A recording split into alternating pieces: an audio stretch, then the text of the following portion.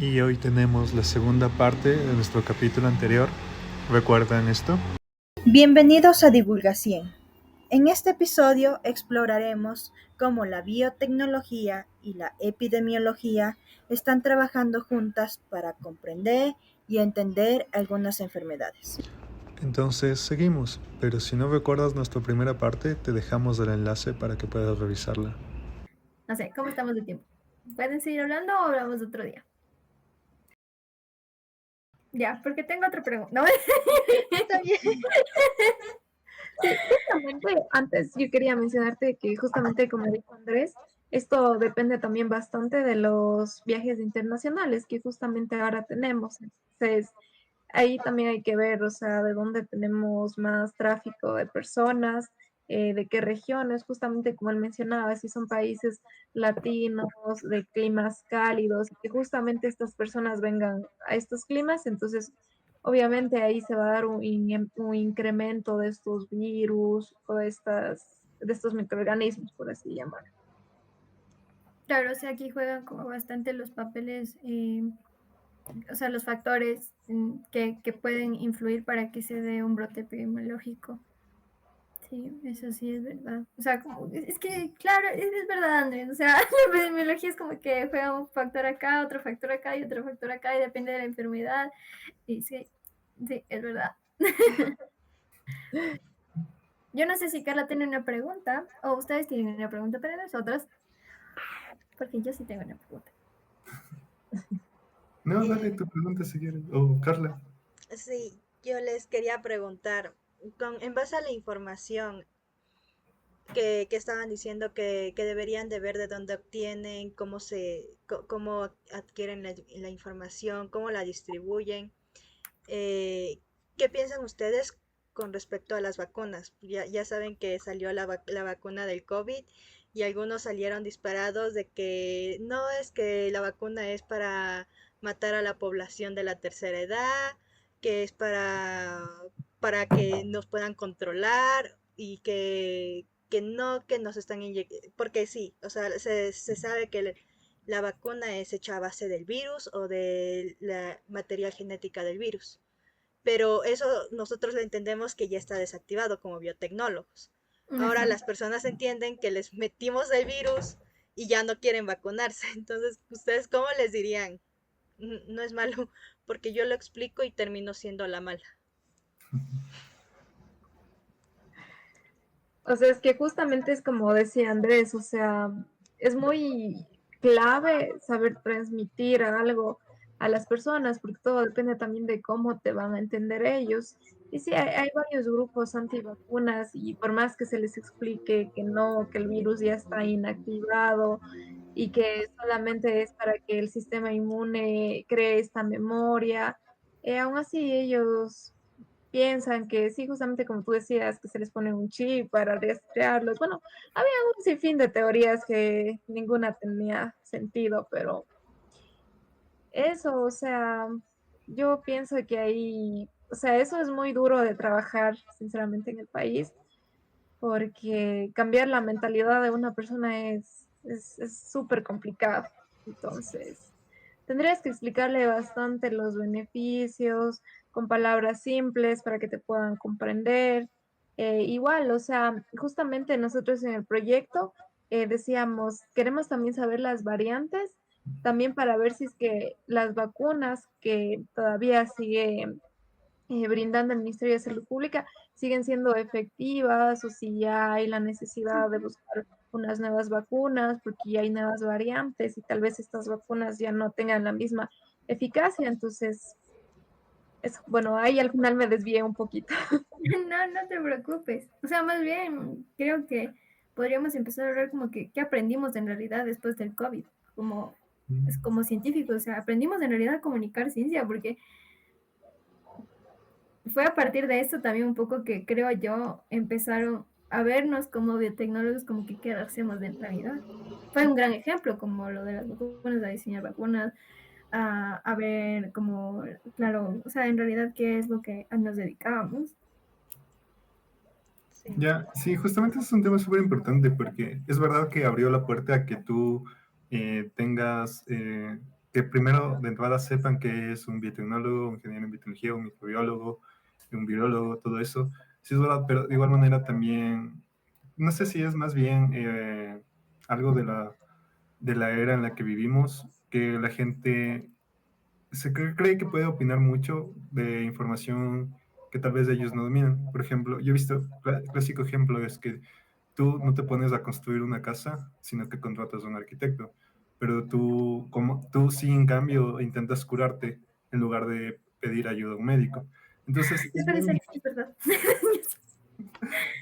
es bien difícil, otra vez dentro del tema de decir hasta qué punto la información eh, puede ayudar a la persona, o más bien puede hacer que la persona tome una conducta que no necesariamente es la mejor.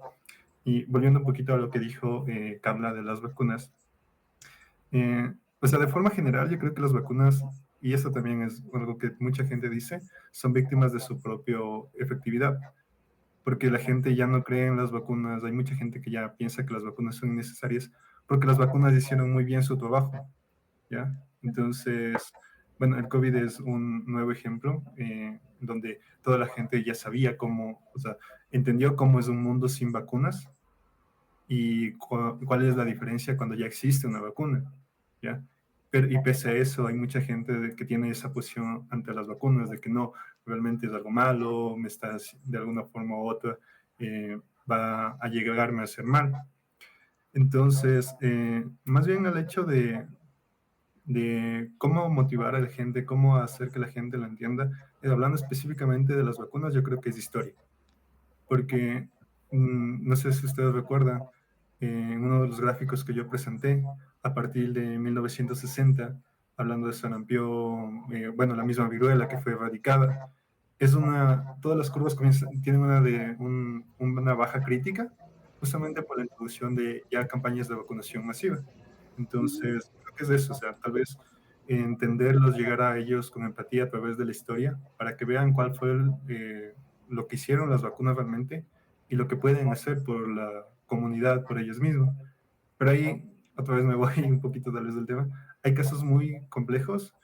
Yo tuve bueno, oportunidad por aprender, pero muy feo realmente, donde hubo un caso de un ESAVI. Un ESAVI es una reacción grave o severa a causa de una vacuna.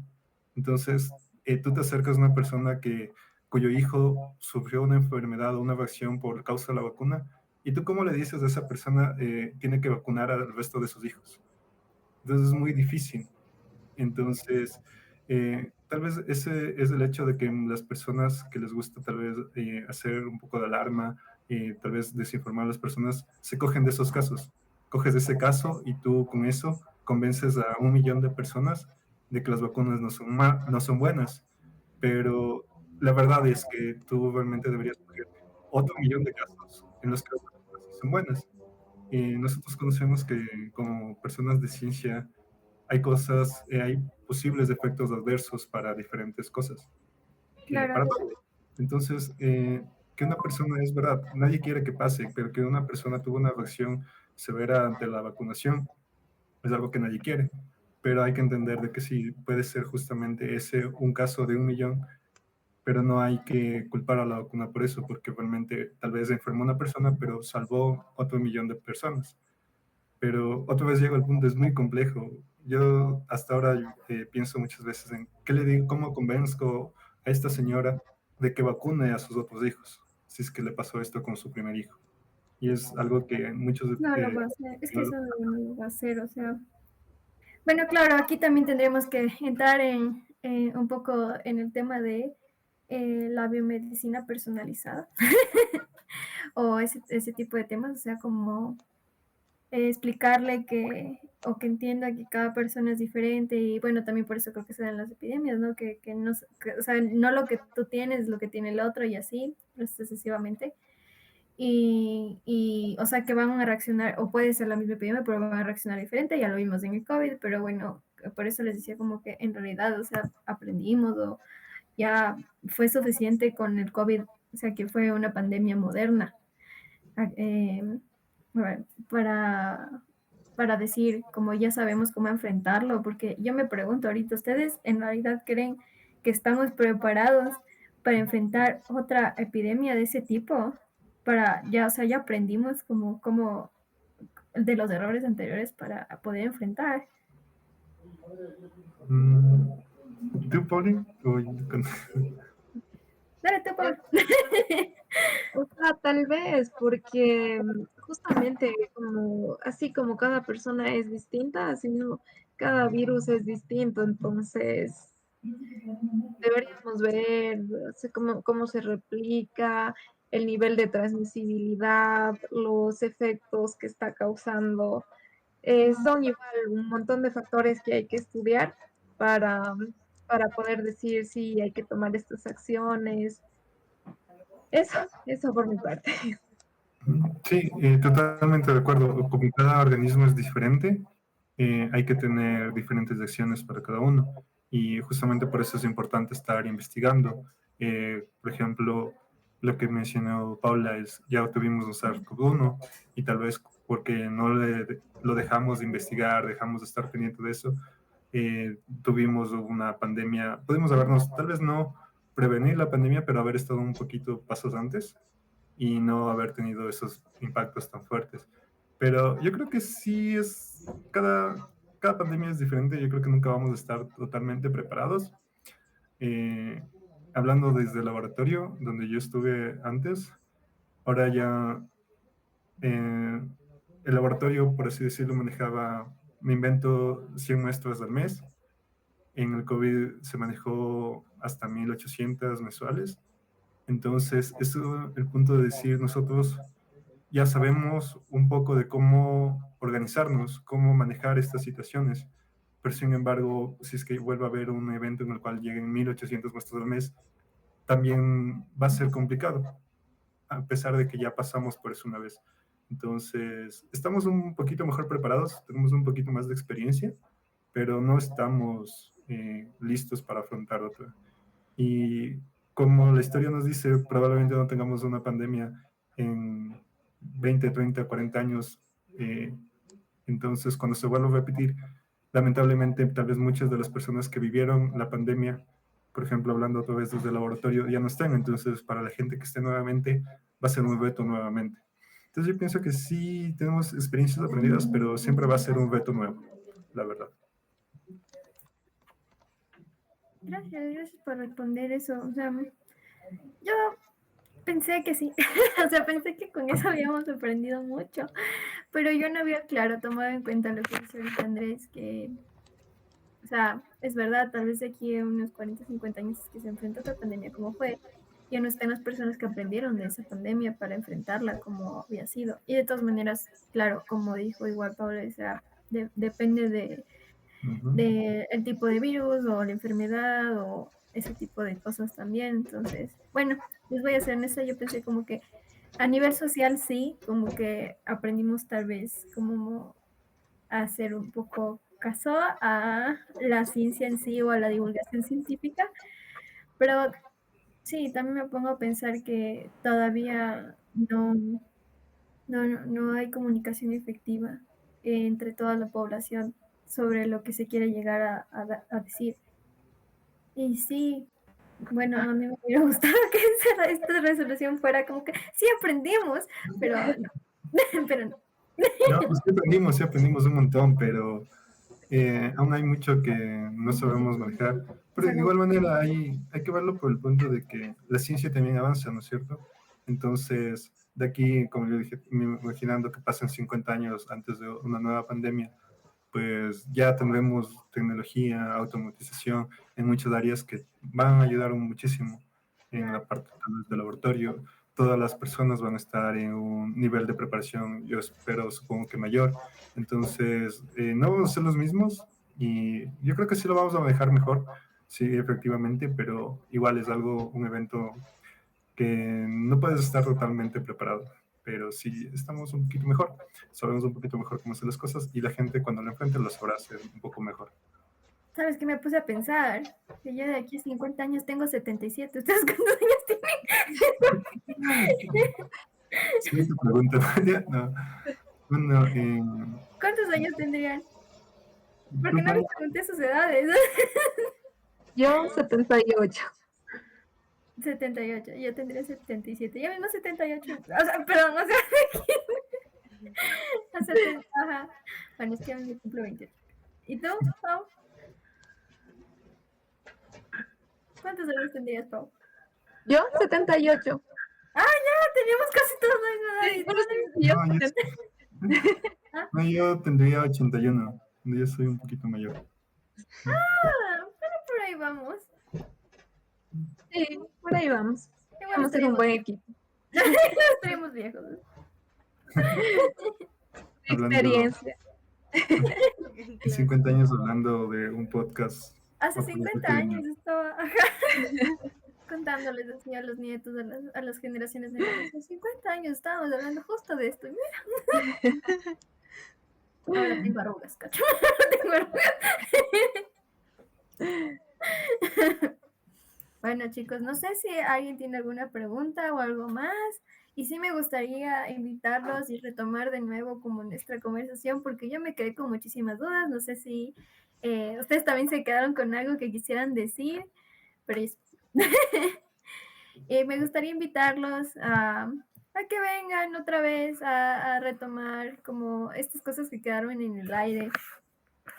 Como Sí, por ejemplo, yo quería preguntarles y dejarles la pregunta como que ¿qué tanto creen que ha impactado como la resistencia a los antibióticos? Claro, porque para mí es una pregunta importante. Creo que hay algunas publicaciones respecto a eso. Entonces, sí. pues no sé. Ya, no, sabes que sí, es súper chévere ese tema, pero yo en lo personal yo no tengo tanta experiencia en eso. He escuchado, pero no. Entonces sí sería como una persona que haya trabajado más en esa parte.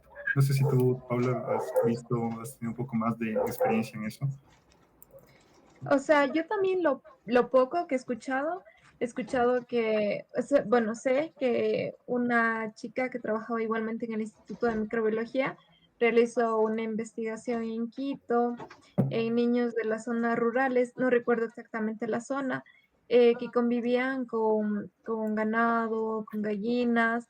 Entonces, lo que ella quería ver es si es que estos niños tal vez adquirieran resistencia a ciertos antibióticos en específico que se les dan para que las gallinas estén más gorditas. Y justo ahorita se me fue el nombre del antibiótico, pero sí, sí, sí, incluso ella publicó y todo, y justamente ya estos niños entre un rango de 5 a 8 años ya tenían resistencia. Y, o sea, lo que ella suponía es que como son niños, están jugando, están en la tierra, las gallinas se pasean por ahí, hacen sus necesidades, los niños juegan con esa tierra, se llevan a la boca, a veces no se lavan las manos, a veces juegan con la comidita de los pollos mismo, y justamente en la comidita de los pollos les ponen este antibiótico para que crezcan más rápido y se les puedan vender. Entonces, voy a buscar el artículo, si es que encuentro les envío, porque sí, sí, sí está publicado y me pareció súper chévere esa publicación. Ah, y ya me acordé, eran las tetraciclinas. Oh.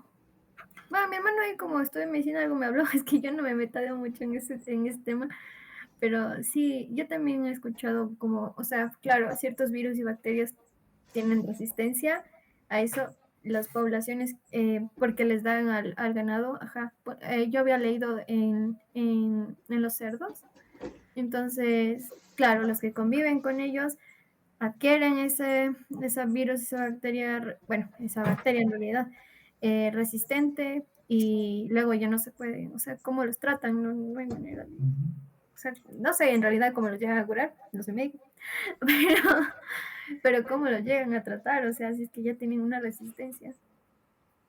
Sí, es bien complejo, la verdad, y bueno, eso sí es un dato que también es bastante difundido, que de hecho se espera que la próxima gran pandemia sea justamente con organismos resistentes antimicrobianos, que, ajá, o sea, son datos que tiene la OMS, la OPS, que sí, o sea, sí existen, o sea, se sospecha que va a ser. Y no sé, hay que formar mucho la educación de las personas de justamente con los antibióticos. No es solo de generar nuevas moléculas, porque a la larga una nueva molécula va a obtener la misma resistencia y otra vez buscar nuevas moléculas hasta que nos quedemos sin opciones, ¿no? Entonces sí, es igual educación para mí, la parte de resistencia a antimicrobianos.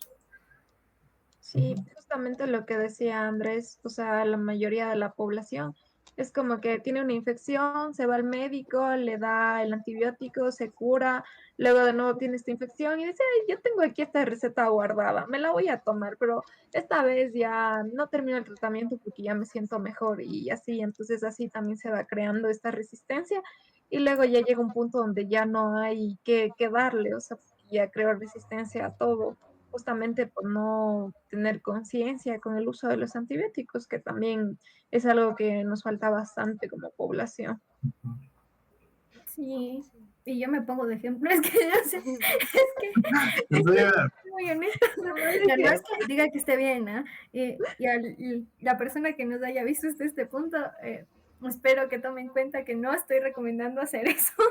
De hecho, estoy recomendando hacer justo lo contrario, que terminen los tratamientos que les manda el médico y que vayan y tengan un tratamiento como es, porque de todas maneras volvemos al punto en el que, en el que claro, vamos y, sí, es que a mí me dio lo mismo que a ti, tenía los mismos síntomas, tómate este antibiótico igual. Igual también hay que tomar en cuenta que algunos médicos, y no sé, o sea, es por lo que he visto, y bueno, mi papá fue médico, él no le gustaba que mandaran antibióticos porque sí, a veces solamente con un virus de lo que sea, o sea, les mandaban antibióticos, ¿ya? Y era virus, o sea, no necesitaba. Ajá.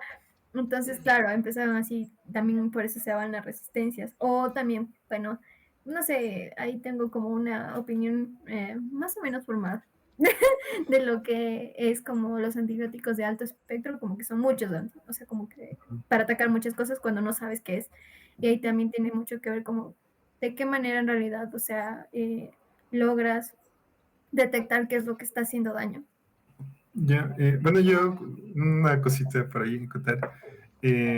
No siempre, más bien hay ocasiones en las que el médico si te manda antibiótico para un virus y no está mal, porque, por ejemplo, hay virus que debilitan tu sistema, causan destrucción en alguna mucosa y es muy fácil que una bacteria entre. Entonces, a veces, no siempre, sí está bien que te manden un antibiótico en una infección viral. Y igual es otra vez el hecho de decir, si alguien se coge de lo que yo acabo de decir, va a decir, entonces sí, me voy a tomar antibióticos cuando me da una gripe. No, no, no está bien, obviamente, no está bien. No hagan eso. No, yo sí, no hagan eso. Más bien es No el estamos hecho recomendando eso. más bien el hecho de decir, hágale caso al médico. Porque sí, el médico tuvo su formación, tuvo la experiencia, ha pasado por eso, ha sido entrenado para eso. Claro. Exacto. Gala, no sé si tú quieres decir algo. Perdona. No, yo con respecto a los antibióticos, yo siempre he creído que es un tema muy complejo. Yo antes de comenzar a estudiar biotecnología, pues se me mandaba los antibióticos como por, por agua de remedio. Ya después ya comencé a concientizar y a decir, no, mira, yo creo que mejor vamos al médico, hacemos esto, no me quiero hacer resistente. Hubo un tiempo que me volví resistente a algunos antibióticos, no los recomiendo, de verdad, los que nos miren, no los recomiendo. Entonces, sí es un tema muy grave. Eh, Después no hay antibiótico o medicina que te funcione. Entonces, yo yo por mi parte y con mi consejo, no se automediquen, no vuelvan a la medicación que ya le mandaron antes y pues eso. Ya como por otro tema, a mí me gustaría saber también qué técnicas moleculares, qué técnicas de biotecnología a ustedes les sirvió más en el área, o sea, como lo que siempre vamos a necesitar, porque hay, por ejemplo, cromatografía líquida se utiliza en casi todo, pero a mí me gustaría saber específicamente en epidemiología, ¿ustedes qué utilizarían o qué utilizan más actualmente? O sea, bueno, ahora de nuevo Andrés. No, no, sigue tú, por favor. O sea, según yo, no sé si estoy bien, en mi investigación lo que más yo utilicé era la QPCR para ver si hay presencia o ausencia y luego, bueno, también los CTs y luego lo que utilizaba ya en sí era el secuenciamiento para ver algo mucho más específico. Pero el secuenciamiento es algo costoso que todavía no todos los laboratorios lo tienen. Inclusive son muy pocos los laboratorios que tienen el secuenciamiento, pero la QPCR es algo que la mayoría tiene y yo pienso que igual sí te da una información con la que sí puedes trabajar.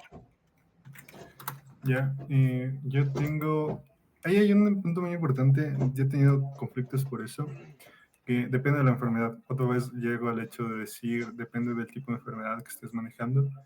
Yo trabajé ese tiempo en el INSPE mucho con sarampión y rubiola, y hay gente que te llega y te dice, la gold estándar debe ser PCR, aplique PCR, cuando en sarampión y rubiola es todo un algoritmo, donde tú debes comenzar con pruebas de anticuerpos, y dependiendo de lo que te dan las pruebas de anticuerpos, pasas a una posible PCR, y ya si vas positivo, pasas a secuenciación y todo eso. Por ejemplo, en leptospira existen lo que son, se me fue el nombre, barotipos. Entonces, tú tienes un diagnóstico diferente porque tienes barotipos. Entonces, no, también puedes hacer PCR, pero la gold estándar es hacer barotipos. Y depende mucho de la enfermedad. Yo te estoy hablando de 5 o 6 enfermedades que yo manejé a fondo y hay 1 millón de enfermedades. Entonces, yo supongo que en cada caso puede ser un poquito diferente. Entonces, no es por sacarme de la pregunta, pero sí depende de la enfermedad. No podemos generalizar. En virus respiratorios, como dijo Paula, entiendo que es eso. PCR, gold estándar, y es la gold estándar, y la secuenciación es algo que se debe hacer. Pero depende mucho de las enfermedades, cómo se manifiestan, qué tiempos de infección tienen, cuándo te das cuenta tú que ya te enfermaste y así. Eso. Claro. Claro, eso Entonces, sí, tienes bastante razón. Por ejemplo, con tuberculosis también sé que es diferente el diagnóstico. O sea, igual estándar va a depender igual de la enfermedad. Sí, Bueno, ustedes epidemiólogos tienen que hacerlo, ¿no? Bueno, como epidemiólogos y biotecnólogos, o sea, creo que un poquito de ventaja hay en eso, porque, o sea, que primero han sido biotecnólogos y después epidemiólogos, porque saben muchísimas herramientas para detección de varias cosas. Y bueno, ya tenemos que ir cerrando porque, bueno, tenemos otras cositas que hacer y quisiera también dejar más preguntas para después, para invitarlos y que vuelvan acá. Entonces, quería darles las gracias y invitarlos, como les digo nuevamente, a las personas que nos ven, a Divulgación, y también que sigan participando en esto. Como les digo, si es que tenemos algún otro programa donde también hay epidemiología, bienvenidos sean, igual para que interactúen con más epidemiólogos como ustedes. Y muchas gracias por haber venido aquí. Bravo, bravo, bravo a Andrés y a Paola. Muchas gracias por haber venido hoy. Gracias, Carla. Y muchas gracias por todo, chicos. No, gracias a ustedes. Igual sí, sí, gracias por la invitación. cuando haya la oportunidad, pues sí, ojalá podamos estar aquí también. Sí, muchas gracias. Hasta luego, chicos. muchas Chao. gracias. Gracias por todo. Vean Divulgación. Vamos a seguir con más episodios. Hasta luego, chicos.